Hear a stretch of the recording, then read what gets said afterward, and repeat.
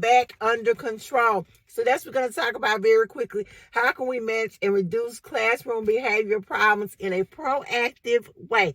So let's get right into this video because your time is precious, just like mine. If you're a teacher, you don't have very much of it. The first thing I'm going to tell you to do is to establish clear boundaries.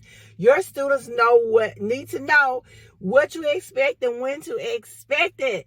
So when you have set aside clear expectations and clear boundaries, and that means your rules are posted and you go over them often, and you took the first few days of school to discuss what you expect and what you were going to tolerate and what you weren't, then your students are not going to have all of these behavioral problems that you are experiencing right now. So unbeknownst to yourself, at some point you have not defined some expectations. You've not gone over some rules, and that is what is hurting you. But it's never too late to restart, reboot. So begin again by discussing the rules with your students. Make sure they're laid out. Make sure they're posted. Making sure there's something that you actively practice. Be consistent. That's my second tip. You're going to have to be consistent. The rules can't apply one day and then be thrown out the window the next day. It's going to have to be extreme circumstances for you to make an exception to the rule. Students want consistency. They also want some discipline. Believe it or not, they want you to tell them what to do. They want you to give them some guidance and some direction. Think about it. In today's society, a lot of our students are not coming from places where they have some direction. They're coming from chaos. And so they need you to step in and help them be under control, to have boundaries, to know what clear boundaries are, to know what expectations are, to know that you are consistent, to know that they can trust you. And consistency is also going to help to build trust and understanding with your students. Let's make sure that we are keeping our students engaged. When they have activities that they're excited about or something that they can get into or buy into, they're going to act better. Students tend to act better when they are interested or engaged in class. Next, build those relationships. You have to start at the beginning. Build those relationships with your students. You may be saying how. Talk about that in another video, but make sure you have build relationships with your students. You build relationships with your parents. I love it. Once you build those relationships, the behavior problems are going to vanish. And I can threaten some of my kids, and it's a threat. And sometimes I do it, but if I say, I'm finna call your mom, boy, you can watch their little faces drop. They can be in high school. You know who's taking care of business. You know that something's going to be done because you have built those relationships. You've taken the time to do it.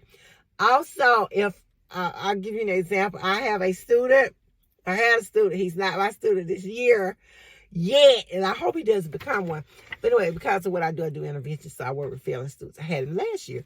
And we build that relationship, we build that rapport. And so even now, even though he's not my student, I can tell him something and he listens to me. I can get him to do some things his teacher could. So his teacher's like, oh, so-and-so, he just come in my room, he do this, he do this, he do. I said, he do what? And she was like, yeah, he just, and I try to ignore, he's so sweet, but he do blah, blah, blah. And I said, No. I said, next time you do that, call me. What you need to do is have established some rules, some boundaries, and you need to have established a relationship. And I had that relationship. I said, call me and I'll take care of this behavior problem for you. But that's because we have that relationship. We have already built the foundation.